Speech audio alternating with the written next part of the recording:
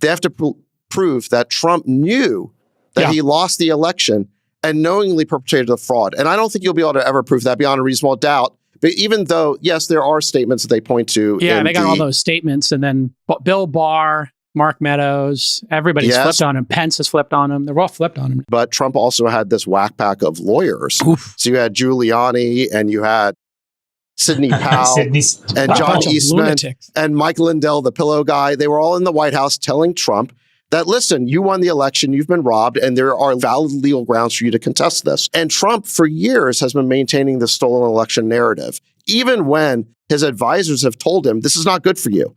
The guy has stolen election on the brain, okay? Every interview, he's brought this up, even when it's manifestly harmful to himself and the Republican Party. So this idea that you can prove that he doesn't really believe the election was stolen. The one thing I believe about Trump is that he really does believe the election was stolen.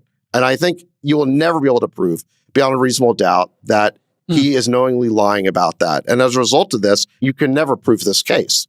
Now, it also relies on this novel theory. They are turning the civil rights law into a pretzel to try and figure out a way to indict Trump or prosecute him under this novel legal theory of committing, quote, fraud against the American people. Okay, this is a novel legal theory that's never been tried before.